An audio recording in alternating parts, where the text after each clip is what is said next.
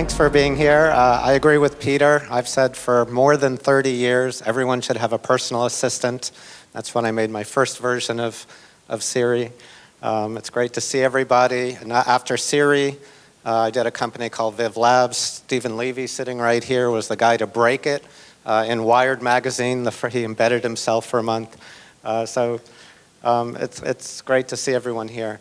I've been working for almost 40 years in AI and more than 30 years in conversational AI, and I am one of those who say, I never thought I would see what's happened in this last year in my lifetime.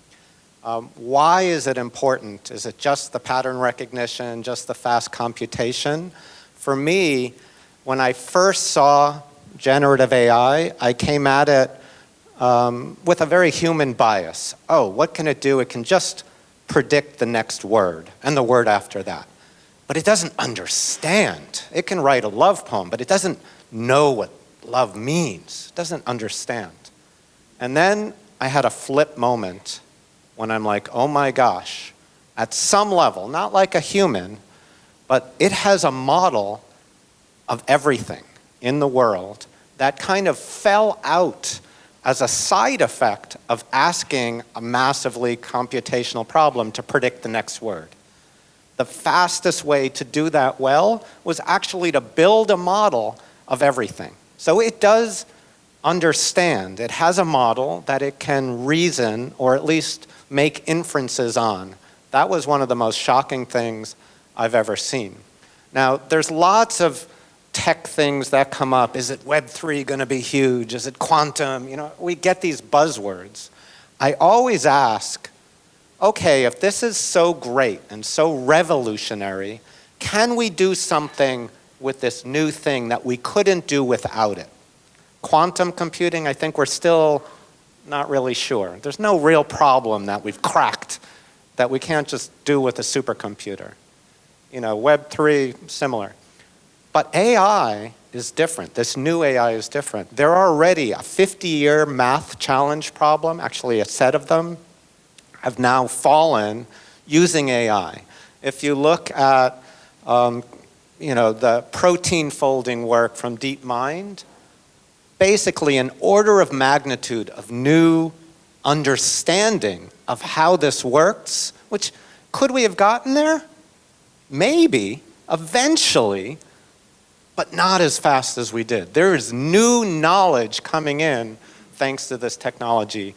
I can't say that any of the other buzzwords give us that. So for me, AI is shocking and important. In fact, it may be the most important tool humanity's created. That said, there are risks, right? Job displacement, ethics and bias, the energy consumption of this stuff. But when you look at the existential risks of the world, hunger, poverty, water, energy, like war, we're being divided. If you look at AI, you're like, yeah, it has some risks, but it also can have huge ability to help us solve all of the other problems.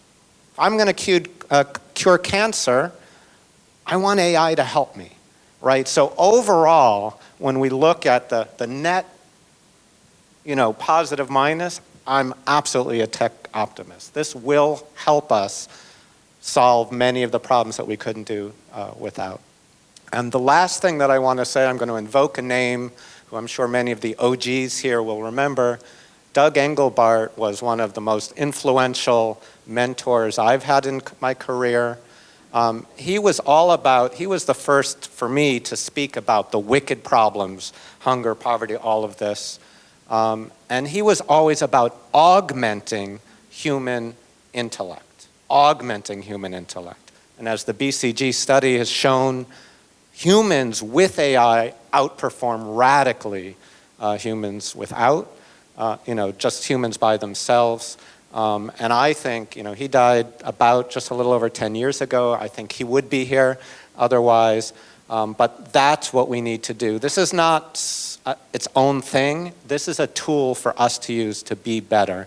My last company, Game Planner, which just was acquired, I want to give a shout out to BCG, Boston, and the B Capital Group was the lead investor, was a tool to try to help humanity think smarter and better by using human intelligence and artificial intelligence.